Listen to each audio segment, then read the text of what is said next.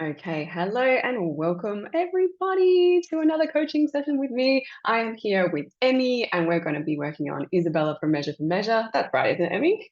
You're working on Yes. Isabella? Yes, fabulous. Okay. So just before we jump into that work, these sessions give people a little bit of insight into how I work in case you're like, maybe I'd love to work with Sarah. And I have my group coaching sessions coming up in June. It is a 10-week intensive. It is so much fun. It is my favorite thing to do. It's really deep work, not just on Shakespeare, but also on bigger picture stuff about how you can improve as an actor because there's a lot of feedback involved. So let me introduce Emmy. So here's Emmy with us, and Emmy has been working on has been working on Shakespeare since high school in a fairly deep way. And so, Emmy, you're interested in finding out, what are the blind spots? And I think that's a really good way to put it. Is that right? Is there anything else that you kind of want to throw in about like, oh, I'm not sure about connection, or I'm not sure about blah blah blah? Anything else that you're like, I'm not sure if this is good. Yeah, I mean, I think I've like I said, I did it in high school, and then I've had some time where I wasn't focused on it. And so now that I'm kind of coming back to it, I'm just trying to gauge where I'm at and what I need to do to continue Yeah, cool. with it. All right, cool. And you're studying at college.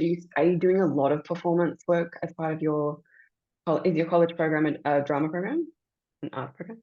Yeah, so I'm at Sheridan College for music theater performance. Right. Okay. So yeah, so it's a lot of singing, dancing along with the acting, so it's not super Shakespeare focused. Yeah. Okay. Cool. I mean, that's great. I mean, because often, because I teach a bit of singing sometimes as well, and it relates, like singing and Shakespeare just go hand in hand. So we may find that we can do a little bit of a mix and match. Okay, well, let's jump into some Isabella. Are you happy to do a little run through of wherever you're at with it right now? It can be on script if you prefer. Just give us a back and so we can get a sense of where you're at with it. Yeah. Sure. Deal. I will mute myself for a moment.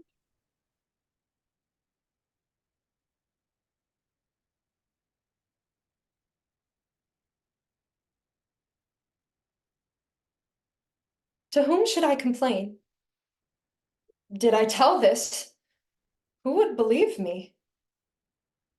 Oh, pearlious mouths that bear in them one and the self same tongue, either of condemnation or a proof. Bidding the law make courtesy to their will, hooking both right and wrong to the appetite, to follow as it draws, all to my brother. Though he hath fallen by prompture of the blood, yet hath he in him such a mind of honor, that if he had 20 heads to tender down on 20 bloody blocks, he'd yield them up before his sister should her body stoop to such abhorred pollution.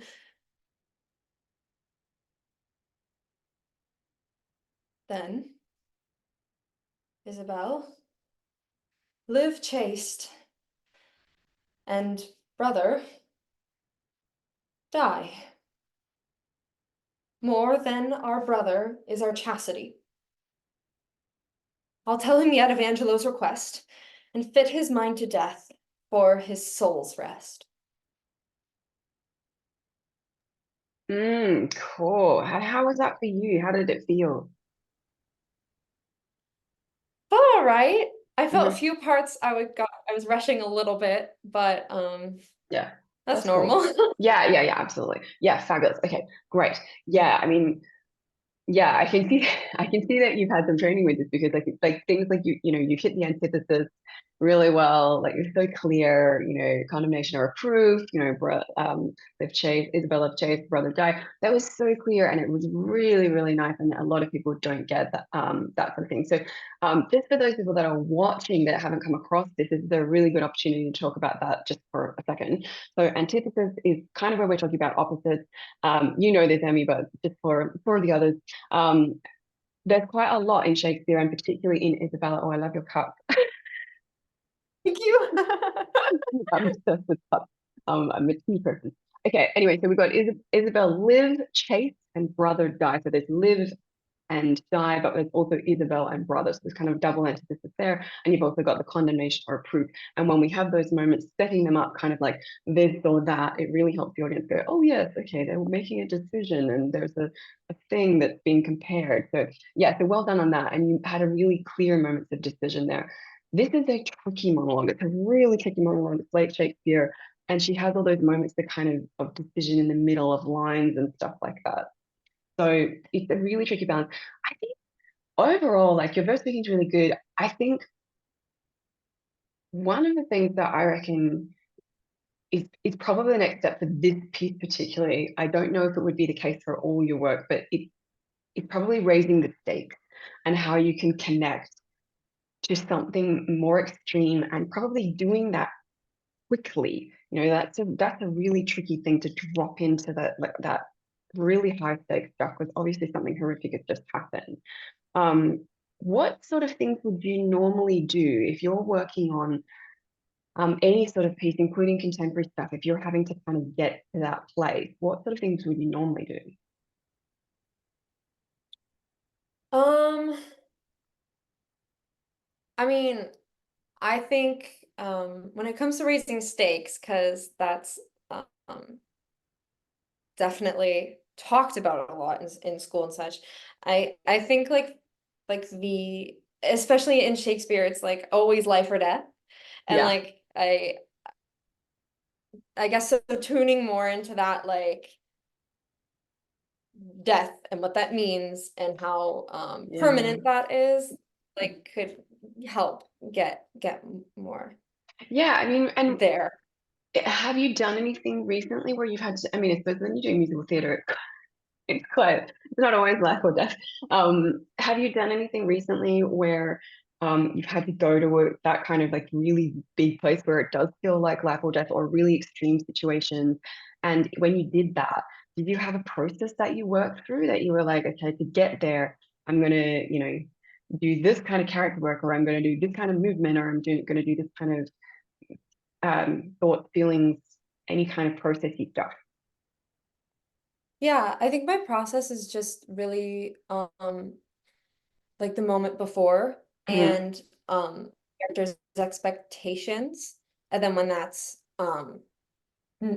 you know, rarely in a scene does a character Mhm. expect to walk into a room and exactly what they want happens. And Mm. so like how those expectations are not met and changed Yeah. and like that kind of moment before with that.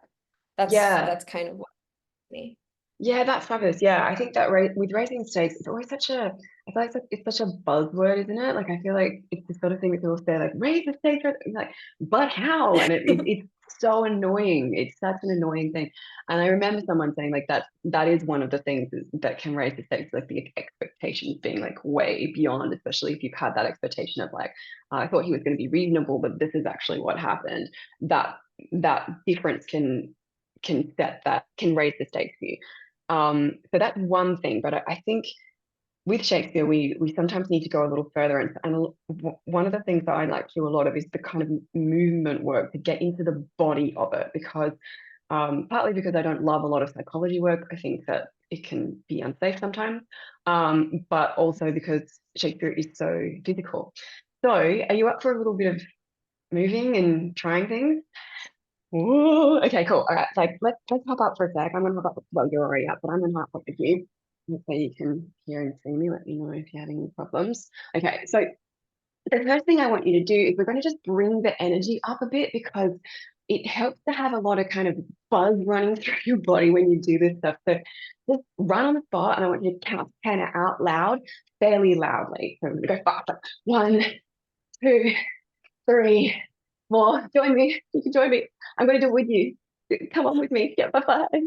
Okay. Right, 1, 2, 3, Two, 4, three, 5, 4, 5, 6, 7, 7, 8, 8, 9, 9, 10. 10. Fabulous. And star jumps. I'm going sideways because I don't have much room. 1, 2, 3, 1, 4. 2, 3, 4, 5, 6, 7, 8, 9, 10. And then we're going to box. And I want you to imagine like you've got a really heavy boxing bag right there that you're like kind of leaning into, like someone, you've got like a partner that's holding it there, so you go really tight and really hard. I'm going to still count to 10. 1, 2, 2, 3, 4, 3, 5, 4, 6, 5, 7, 6, 7, 9, 8, 10. 9, 10. Okay. Fabulous. All right. Now, what I want you to do is I want you to run through the whole monologue, and I want you to punch that punching bag while you're speaking. Just maybe we might even just do half, but let's see how we go. And anytime you don't have to punch on every word, but anytime you're really feeling it, or any word that you really want to emphasize, punch the punching bag. It can be long if you want to change the rhythm. It doesn't have to be the same kind of punch. It could be a big one or a small one, anything like that. Mess around with it and punch as you go. Yeah, and I'm going to let you do it. I'm going to sit down and let you play around for a minute. Okay.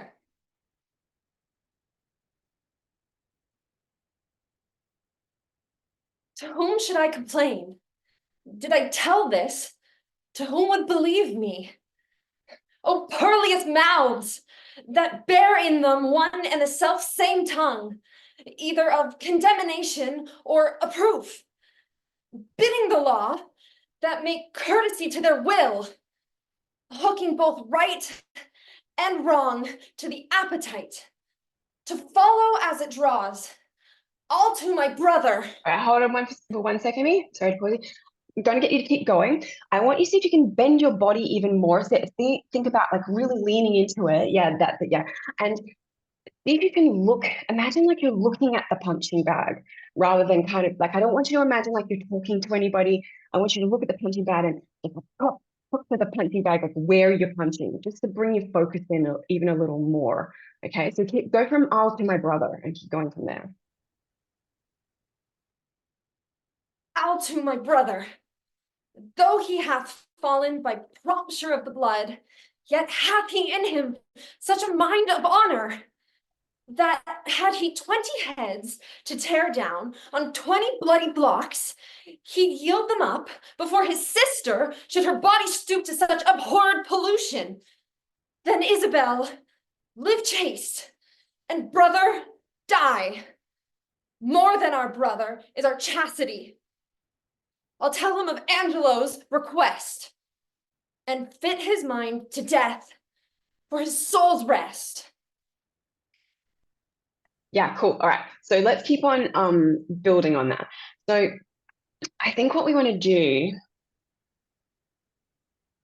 yeah, let's just keep going. I'm going to explain as we go. So actually no, sorry, I'll explain a little bit towards the end what we're achieving here. So I'm just going to keep the energy flowing for a little bit with you. So just roll with me for a bit. I want you to now imagine, and even if you've got a cushion or anything nearby, do you have a cushion or a pillow nearby that you could grab? We're going to kick it.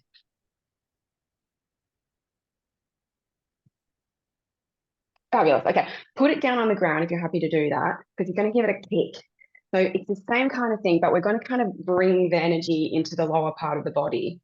So I want you to slow down a bit more, slightly, and I want you to, let me just have a look at the text for a sec.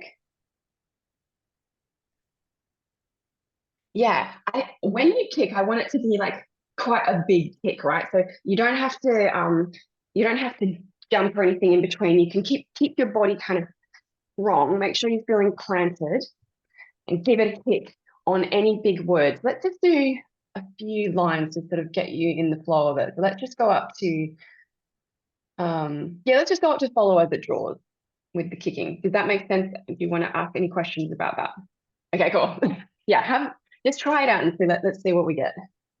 Cool. To whom should I complain? Did I tell this? To whom would believe me? Oh, pearliest mouths that bear in them one in the self-same tongue, either of condemnation or approof, bidding the Okay. law make courtesy to their own will, hooking both right and wrong to the appetite. I'll follow as it draws. Okay, cool. Pause for 1 sec. All right. Fabulous. I'm going to just let you know about some pronunciation things because otherwise they'll get rehearsed in. So you've got perilous mouth. Then you've got, Perilous. yeah, perilous. Yeah, because I think you're adding you know, I don't think no one's going to really throw rocks at you with pronunciation. Like I think people get a little bit over scared about pronunciation. So perilous, condemnation, it will help if you hit the first syllable. It will help you kind of flow into that condemnation. And then you've also got courtesy to their will. So I know it will look like courtesy, but it literally Oh means yeah. yeah, like curtsying to them. So yes, yeah, exactly. And I think there's another one I can't remember. I think that was all. Okay, so yeah, going through again, I want you to can really get like, imagine that you're kicking Angelo for a second. Like, just take it out on him. Imagine that he's there for a minute. Yeah. I guess do do the same section again. So perilous, Perilous, perilous, perilous, perilous. perilous, Yeah, perilous, condemnation. yeah, Okay, cool. yeah, And then curtsy. yeah. Okay. To whom should I complain? Did I tell this? To whom would believe me? Oh, perilous mouths that lie in them, that bear in them one and the self same tongue, either of condemnation or approof. Bidding the law make curtsy to their will, hooking both right and wrong to their appetite, to follow as it draws. Okay, cool. All right. So let's see if we can kind of bring it together to give it a bit more kick. Actually, I want to do one more thing with you before we kind of put things together because there's a few things here that we can do. So in terms of raising the stakes, sometimes it's about physically raising the energy that's buzzing around in your body and then actually putting a lid on it. That will often just help feel that sense of the frustration and the helplessness and excuse me, powerlessness. So we'll put a lid on it in a sec. But before we do that, I just want you to take a moment and I want you to just close your eyes for a second, if you don't mind. I'm going to lead you through something for your imagination. So this very first bit, I want you to imagine somebody that's a friend, somebody that's on your side that you would tell anybody anything to. Or it could be a family member if you prefer, but someone that you could trust as a confidant. And they're there and they know that the situation is totally unfair, but they can't really say or do anything to improve it. And if you think about maybe an experience you've had where there has been something really unfair, but you haven't had a chance, you haven't been able to improve it, I want you to start to think about where you're feeling that in your body, that sense of unfairness, where it comes into your body. For me, it's kind of right in the chest. I feel like something's pushing me in the chest. But I want you to see if you can find it in your body. It could be different to mine. And I want you to give it a shape if you can, that feel like a big, oh, sorry, a shape, not a shape. Sorry. Give it a shape in your mind. So if you're thinking about that unfairness, so I'll just bring you back again. So coming back to that unfairness and the feeling like you wanted to change something, I want you to think about if you can find it in your body. What does it feel like in your muscles? What does it feel like in your breath? Does something feel tight? Does something feel hot? See if you can track the sensation for a second. And if you can, give it a color. And even if you're like, well, it doesn't really have a color, maybe just assign it color, pick one and see if it feels right. And if you can, give it a texture. So it could be like muddy, or it could be spiky. And if you want, if it reminds you of something, you could even assign an image to it. Like, for example, it feels like a ball of flames, or it feels like barbed wire, or it feels like slime, anything like that. So just thinking about if there's anything that will help you really identify it so it's really clear for you. And then I want you to make that color or texture or image, I want you to imagine that it's spreading from wherever it started.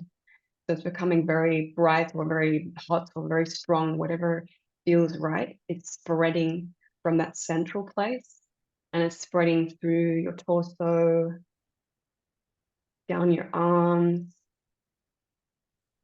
and down into the stomach and the pelvis. If you can, send it down through the legs, right down into the ground even, and let it kind of spread through the ground beneath you. And then as well, making sure it's spreading up as well through the shoulders and the neck and the head, and even out through the top of your head.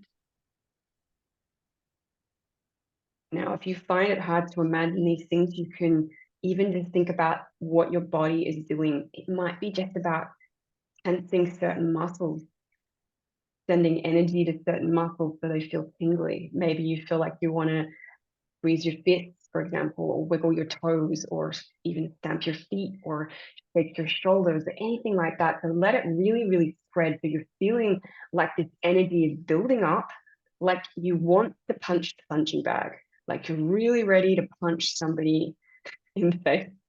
You know, you're ready to punch something. Let that build up. But you're going to keep it still, right? So you're going to try and keep your body still, even though the energy is building, building, building. And I want you to let it build so much that it's hard to keep still, right? So you feel like you need to twitch, or you're like, oh, I need to pace around the room, or I need to jump up and down, or I want to scream. It's building so much, but you're going to try and keep it still. And start that narrative in your head of keep calm, don't let them win. Start talking yourself through it. Don't let them win. This is unfair. I will not break. I will not break. I will take action. I'm going to take action.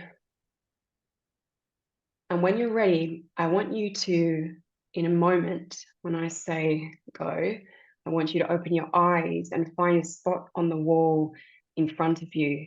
And I want you to imagine your friend there that you're talking to. And I want you to let that energy build up. And you're going to speak through the monologue, but you're going to try and stay as still as possible while that energy is buzzing around your body. And you're going to try and find the right action to take. So take your time to make sure that energy is built up in your body, spreading all down through the ground. And I'm going to mute myself now. And whenever you're ready, you can go ahead.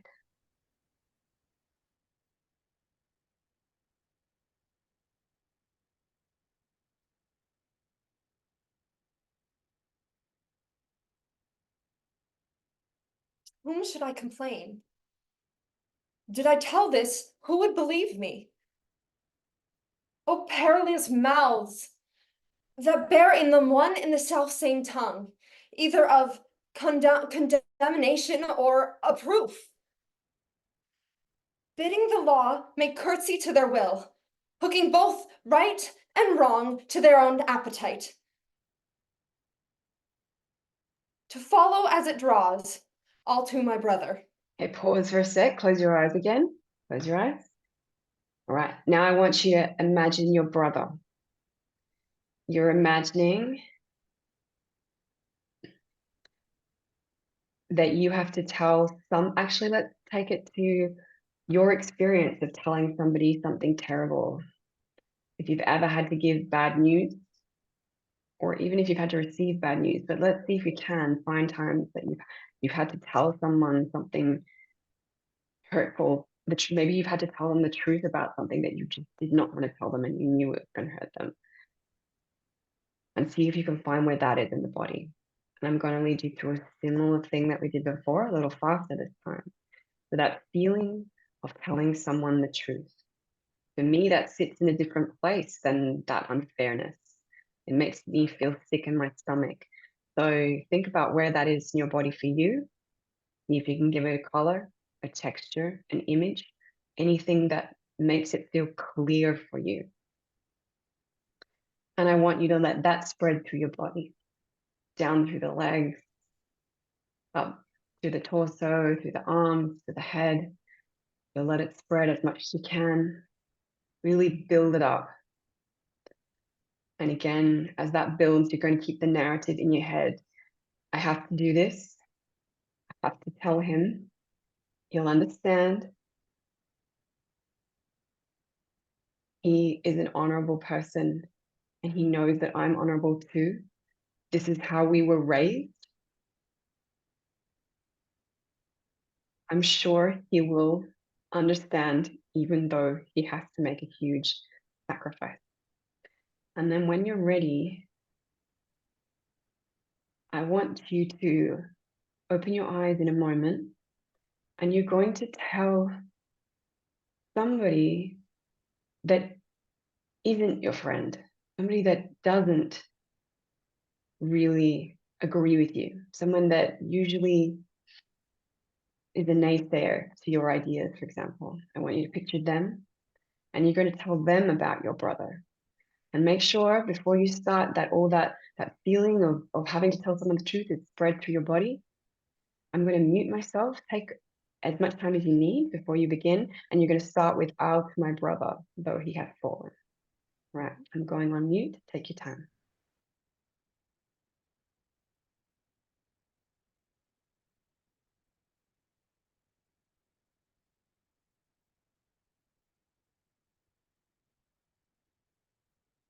All to my brother. Though he hath fallen by prompture of blood, yet hath he in him such a mind of honor, that had he 20 heads to tear down, on 20 bloody blocks, he'd yield them up, before his sister should her body stoop to such abhorred pollution. Then, Isabel, live chaste. And brother, die. More than our brother is our chastity. I'll tell him yet of Angelo's request, and fit his mind to death, for his soul's rest. Cool.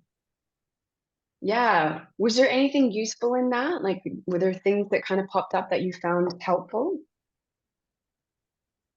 Yeah, I think, I mean, with any time like you're on stage alone, it's like finding specifically who you're talking to, I think is important. And I was kind of juggling with this like idea of her talking to like her pre-nun self who grew up with her brother and would do anything for her brother, and who she is aspiring to be as this like Christian who will live chaste, and that is like, you know, the sinning is worse than her brother dying. And so it helped me find more clarity in like as if these are two people like who I'm saying what to. Okay, cool. Yeah, I think that's a really, really good thing to kind of to bring into it, actually, because soliloquies are really challenging because of that. And I think one of the things that people can get a little bit lost in, and this can cause problems, is this idea of talking to yourself. What often happens is this feeling of kind of going into yourself. And what usually works better is imagining that you are talking to just literal people. And it depends on what works for you, but it's good. Like, that's probably what I put on your list, actually, is like, particularly for this piece, explore who you're talking to. You do even more of this. Like, so you can use this kind of angel and devil thing. Like you've got the right idea there about the pre-nun self and the, you know, the later self. But what I'd say is that anything that's to do with self can kind of end with us kind of going back inside ourselves. And then it becomes this very introspective thing. But what drives it and what actually will raise the stakes, it's just this sense of urgency when you're trying to talk to someone else and you're like, right, we have to figure this out. Because soliloquies are always about figuring out what you're going to do, right? And so she's figuring this out. So when she's talking to, it could be a friend or it could be somebody that is an enemy or somebody that doesn't believe her or somebody thinks that she's, you know, the worst. I don't want to be rude, but you know, all those kinds of things. So use that and play around with that to see how it affects you, and it brings that urgency, because ultimately it usually will go quite fast, this monologue. Once you get that flow, it's going to be like coming out of her because you're trying to solve this problem. So that's great. Yeah. So if you can, you know, find actual people to practice it with. If you want to use this for an audition or something, work with actual people on it. Okay, great. Do you want a full run through of it to kind of finish it off? Because I'd love to kind of talk about your bigger picture things, but shall we finish it off with like a full run through and you just kind of throw things at it and see what happens? Sure. Okay, cool. So what I want you to do, before you start, because I think this is one thing that a lot of people, particularly for this kind of monologue, getting the energy back in the body will really help. So before you start your run through, and you can use any of the techniques or anything else that you want to incorporate while you're doing it. But before you start, jump around a bit, bring the energy back into the body, and then find that really strong stationary thing of feeling like you're going, you know, you're planted in the floor and you're trying to control it, that you don't want to let it just kind of spill out of you. What was I going to say? Oh, damn it, I can't remember what it was. Oh, yes. Do you have a script there? Do you have a paper script with you, or is it on a device? Or... I have it on my computer. I don't have paper. Read it. I think this final read through, I just want you to read through it. Because it will give you more freedom at this stage. Just read it so you can kind of throw yourself into it without also having to think about lines, because that's just another level of thing to deal with. So read it off the screen and then let yourself go into it as far as you can. Yeah. Do you have any questions you want to ask before we do that? I don't think so. That's right. We can ask questions afterwards. Okay, so jump around a bit, get the energy up, take a little bit of time to get it in your mind. Yeah, absolutely. Shaking is usually really helpful as well, because if you've got any tension that's built up, and shaking the legs, particularly, like almost like you've got something on your shoe that you're trying to like shake off, like giving it a really good shake. Yeah, exactly. And then plant yourself. I'll mute myself for a minute, and you take the time to drop in it and get that kind of blood boiling, and then just speak to your screen.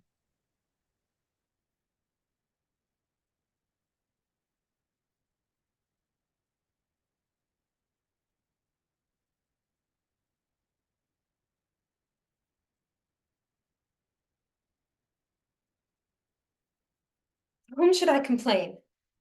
Did I tell this, who would believe me? O perilous mouths that bear in them one and the self same tongue, either of condemnation or approof, bidding the law make curtsy to their will, hooking both right and wrong to the appetite, to follow as it draws, all to my brother. Though he hath fallen by prompture of the blood, yet hath he in him such a mind of honor, that had he 20 heads to tender down on 20 bloody blocks, he'd yield them up, before his sister should her body stoop to such abhorred pollution. Then, Isabel, live chaste, and, brother, die. More than our brother is our chastity. I'll tell him yet of Angelo's request, and fit his mind to death for his soul's rest. Okay. I want to do one more. Do you mind if we do one more run through? I want to throw one more thing at you. Yeah, cool. Okay. All right. Yeah. And then we'll, then we'll wrap it up. Okay. I want you to like imagine that you have or actually, do you like imagination stuff? Because some people like, hate it. And it's yeah, okay, let's go with this idea for a second. I want you to imagine that you have like a poison tongue. Um, and that when you speak, poison is like coming out of your mouth. So you're like a creature. I know this is sort of bizarre, but let's roll with it for a second. So I want you to imagine that every time you speak, it's like poison gas, poison droplets of poison are shooting out of your mouth at anything in the vicinity, right? So you're almost trying to spread this death around you as you speak. Um, yeah, let's just do that for up to no, let's do the whole thing. No, actually, let's do the first section. This is gonna be a bit annoying, but I'm gonna stop you and then I'm gonna give you a different thing when we get to Out of My Brother. So just do that first section with the poison up to I'll follow as it draws, and then I'll give you a different thing to work with. Okay? Sorry. All right, cool.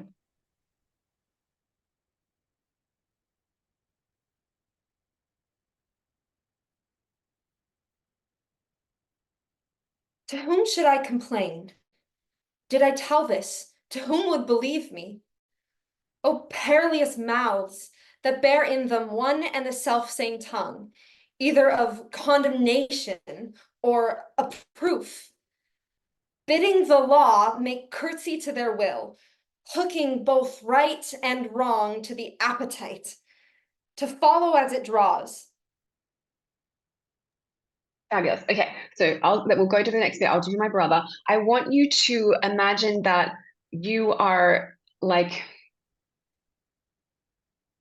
a puppy licking wounds. Like you're like an injured puppy, and you're going to lick wounds as you speak. Gosh, these are bizarre ones, but let's roll. Let's roll with it and see what happens.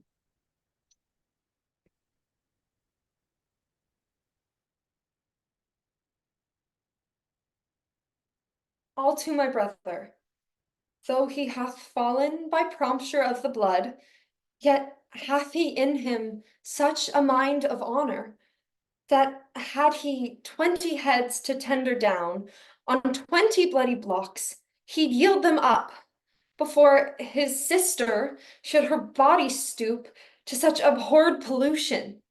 Okay, I'm going to give you a different one for this one. Can you go back to I'll to my brother? And I want you to actually I want you to use your hand as you speak, and I want you to imagine it's kind of like a chopping block. And as you speak, you're going to chop, chop, chop. And I want you to also kind of get the idea of like chopping with your mouth. I'm not usually this like broad with my instructions. Very strange prompts this morning. Yeah, but let's have a try. So the same section. I'll to my brother, though he hath fallen by prompture of the blood, Oh, yet let's sorry, beg your pardon. Sorry to interrupt you. I want it to be vicious. So let's work with something else. So I want you to chop like let's imagine that you are chopping, I don't know, what would you chop that you would actually let's yeah. Can you go and really be vicious with it? Imagine that there's like something, put something down on the chopping block and you're like and you really smell it. There's a viciousness to it, yeah. okay. I'll to my brother, though he hath fallen by prompture of the blood, yet hath he in him such a mind of honor, that had he 20 heads to tender down, on 20 bloody blocks, he'd yield them up, before his sister should her body stoop to such abhorred pollution.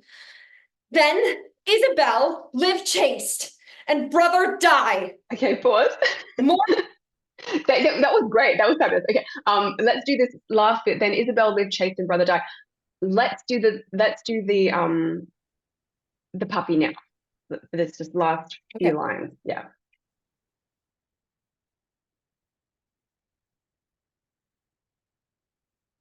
Then Isabel live chaste, and brother die. More than our brother is our chastity. I'll tell him yet of Angelo's request, and fit his mind to death for his soul's rest. Yeah, cool. So out of those sorts of things, was there anything that you found useful in those that you were like, oh, that sort of felt different, or I would use that again, or I would adapt this, anything that it sparked? Yeah, I mean, there's the really vivid imagery on the like, if he could cut off 20 heads on 20 bloody blocks, that he'd give them up, and like that's really like gross imagery, and that helped me find like the how the emotion behind it, like how intense it is to literally say these words. Yeah, I think that's awesome. So I think kind of to bring us back to so the next step for you, I would say that this is probably it. I mean, it's tricky with this kind of thing because you're kind of in the process of learning this monologue. So it's hard to say like, these are the things that will apply to all your work, for example. But I would say this is the kind of stuff that I would put on your list is to do some stuff that's going to give it the color. The energy stuff is important too. So these are probably the two things that I would say are going to keep you developing. One of them is about bringing that energy into your body, so it's very strong and it's powerful. And when you started to do this one, for example, you really attacked it, and that's what I mean by energy in the body. Like an energy in the voice, I think is as well. So when we bring energy into the body, it helps us bring that energy into the voice. But it could be for you, and actually I'm going to write some things down as we're speaking. So I would say things like doing quite loud run throughs and even just shouty run throughs. Like don't be worried about it being, let me just write this down because I'm going to send it to you. Don't worry about it being good or not. This is something that I encourage people a lot, is like just be bad for a while, work technically and explore, because it will train your body to work at a different level. When you start doing shouty run throughs, it will be like, oh, I need energy. Okay, great. Let me bring energy. And then you refine it, right? So don't be afraid to kind of do these weird things and be rubbish at things. It doesn't have to be good all the time. Yeah. So shouting, like waving your hands around and getting your body moving, especially for this kind of aggressive monologue. So um, the punching, the chopping, anything like that. And I think that really seemed to work for you, so that it connected to your imagination. So for you, maybe it's less of like boring things, like because sometimes I'm just jump around. Like sometimes that works for people, but for you, it might be something that maybe sparks the imagination more. So maybe you might want to like imagine that you're stirring an enormous cauldron, and you're like a witch putting potions in, or anything like that that kind of brings you into it, and starts to spark the imagination in different ways. So imagination, I'm just going to write down, so physical exercises, and this is good, you're going to have to be creative about it. So I'm going to write down physical exercises that spark imagination. So and be creative. So do you have any questions about that particularly? Because that's sort of a broad thing that I'm throwing at you. Do you have like the chopping, and like are there any other ones that you know of specifically, or like a place that like maybe there's some of them that you can find online, like where I'd be able to find ideas for this stuff? Mm. Cicely Berry does do this sort of thing. Kristen Linklater, maybe. You might, because Okay. so Kristen Linklater, I'll pop this here. This is a really good question. When you were studying Shakespeare, did they give you particular texts or particular sort of exercises from particular coaches and things like that, or is it kind of like, here, this is what we're doing? I think we had read a few, not full books, but like parts of Bits, yeah, books that I'd written in class. Um, we applied some of like Chekhov's psychological right, gestures to yeah, stuff. right. Yeah, well, that's actually, I would say that's quite useful. So you could just revisit that.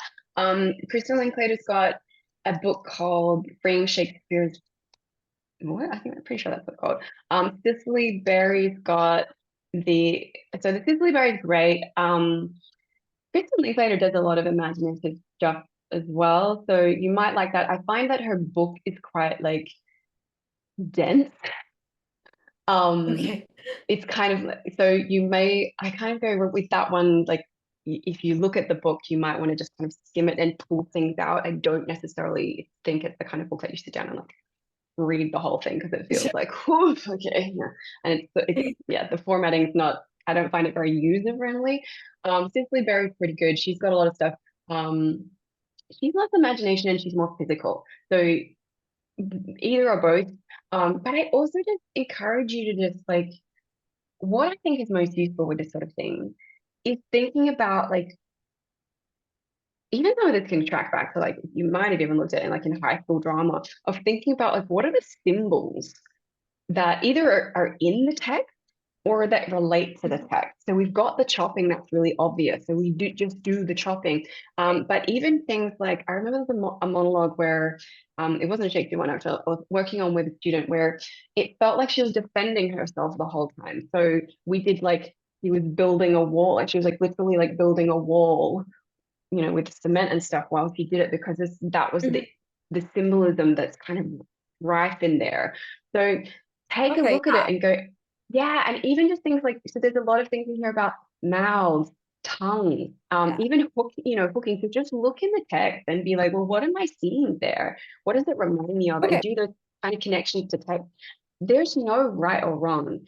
I honestly would be like, do anything and see what you find because ultimately when we're running a monologue, you don't want to be just kind of running it all the time and being like, was that a good run through? Did I feel the feelings?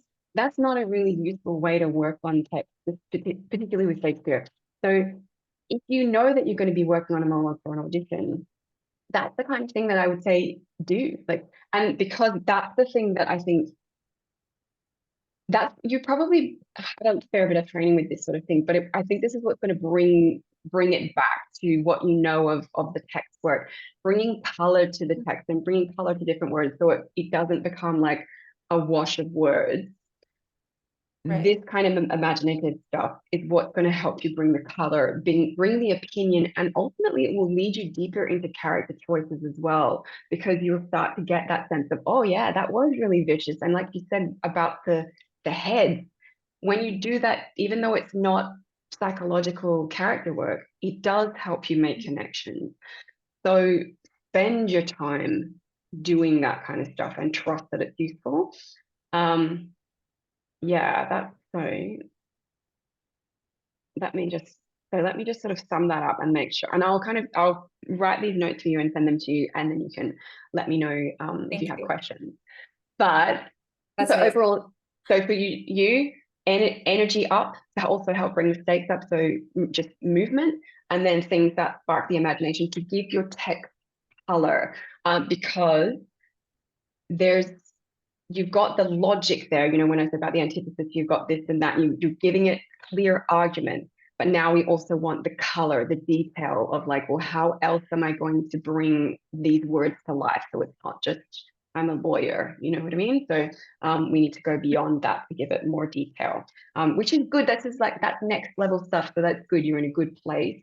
Um, and I would say just stay on the book more. Just do lots of Mhm. reading of it out loud rather than trying to get off book at this stage. Because this is another thing I would say to a lot of actors is that it you, it's better to spend more time actually just reading it off the page rather than kind of guessing it, because it will often rehearse in mistakes, or you won't you'll actually notice more when you're reading it. You'll notice more about what's going on with the text when you're reading it.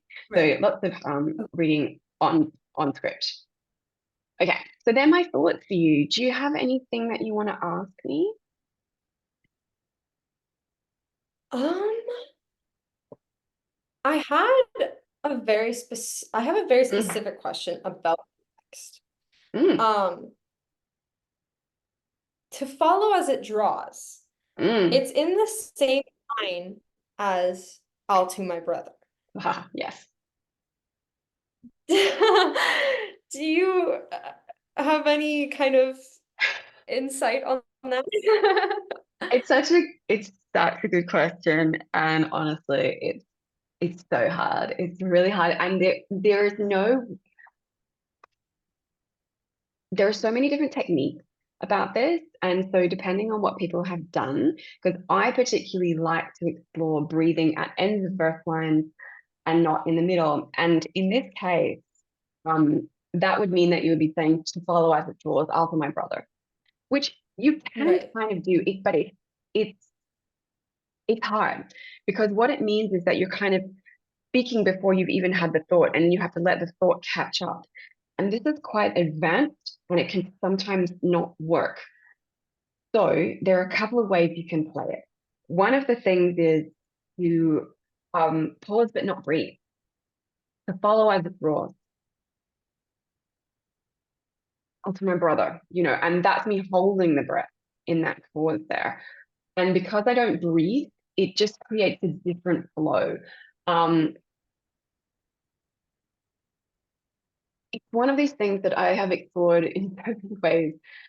And ultimately, I think it's worth exploring different ways to do it and then mhm, not being rigid about it and just right, finding what you like because they're even, within Shakespeare teachers, people that have been around a long time and famous Shakespeare, theorists and coaches, they will say different things. They will tell you to do different things with the breath and the phrasing and the rah, rah, rah, rah, rah. So ultimately, we have to make our own choice and we have to make the choice that works for us, especially if we're in an audition situation where we're not getting a director saying, no, I don't want the breath, blah, blah, blah. We have to self direct. And so that means try different ways.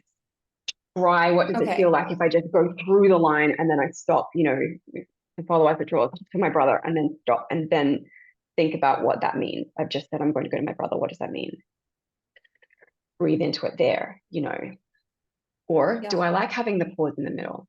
Or do I want to breathe? It's plenty of actors, even if you watch something like the Royal Shakespeare Company, plenty of actors breathe in the middle of the line. It's just different techniques.